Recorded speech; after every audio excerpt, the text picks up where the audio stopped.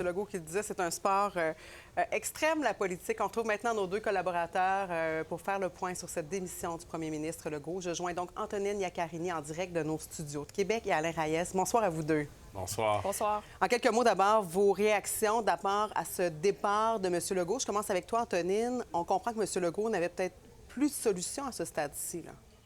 Bien, il a essayé beaucoup de choses. Il a tout donné l'automne dernier. Remaniement ministériel, nouveau discours d'ouverture avec des priorités renouvelées, des projets de loi, une nouvelle vision économique. Et l'aiguille ne bougeait pas. Pire, en fait, il a perdu plusieurs joueurs, des députés et même des ministres ténors qui étaient même ses amis personnels et qui étaient très importants pour la CAQ. Donc, la décision s'imposait. On l'attendait peut-être pas aussi rapidement là, en janvier, mais on sentait que c'était inévitable. Et un nouveau sondage cette semaine qui mettait la CAQ à 11 M. Legault a pris la bonne décision.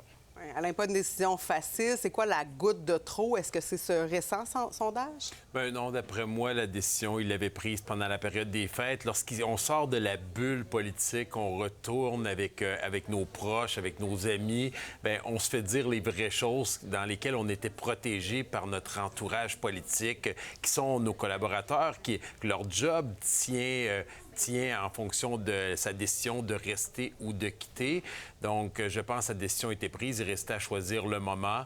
Bon, aujourd'hui, le sondage Palace est sorti qui démontrait qu'il était rendu complètement au bas de la cave. 75 des citoyens ont une opinion défavorable, ce qu'on n'a jamais vu pour un premier ministre sortant. Puis c'est pas parce qu'il a tout essayé, comme le dit Antonine, encore plus, lors de la période juste avant les fêtes, il a fait une tournée de tous les médias dits conventionnels, les podcasts. Il avait essayé. Et vraiment, il a tout fait pour essayer de changer le spin, l'image négative qui tourne autour de lui. Parce qu'il a dit, oui, j'ai eu des échecs, mais aussi beaucoup de succès. Peut-être un bon et un mauvais coup que vous retenez. Alain, d'abord?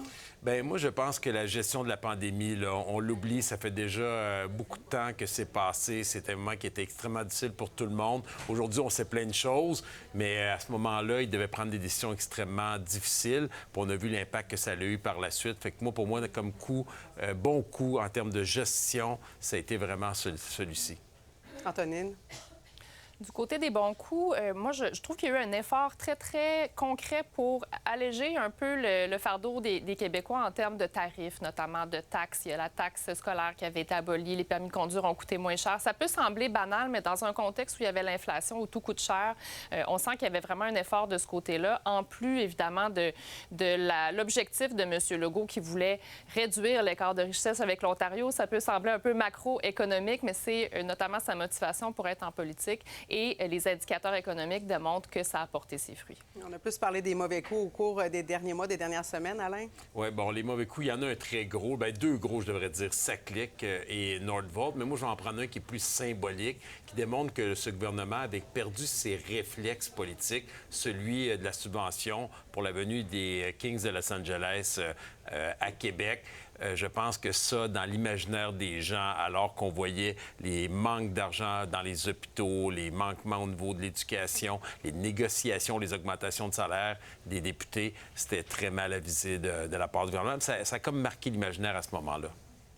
Antonine, de ton côté? Le tango sur le troisième lien a vraiment contribué à briser le lien de confiance qui était très fort entre M. Legault et les électeurs. Et je pense que ça a fait très mal et ça a démarré l'espèce de séquence très, très négative par la suite de chute de la CAQ. Mais Alain, est-ce que la CAQ, sans François Legault, peut survivre? C'est quand même le père fondateur. Bien, moi, je pense que oui. Ça va dépendre qui les membres vont choisir pour le remplacer. Ça ne veut pas dire que ça va être facile, cependant, surtout que l'on est vraiment à 9 mois de l'élection. Il reste 6 mois à l'Assemblée nationale encore pour essayer de changer le ton. Mais bon, je pense que tout est possible. On dit qu'en politique, Antonine doit être d'accord avec moi, on dit que 6 mois, c'est une éternité. Il reste encore une éternité et demie devant ce gouvernement.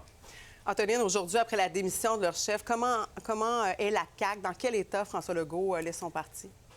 On n'a pas beaucoup préparé la suite des choses. C'est un parti qui est très articulé autour de François Legault. C'est son parti, c'est son bébé. Et on laisse pas beaucoup de temps non plus d'ici la prochaine campagne électorale. On parlait de la course des libéraux cette semaine avant que la bombe politique ne tombe. Et on trouvait que c'était pas une bonne chose d'avoir une course à la chefferie en année électorale. Mais c'est la même chose pour la CAQ. Et les défis sont très grands.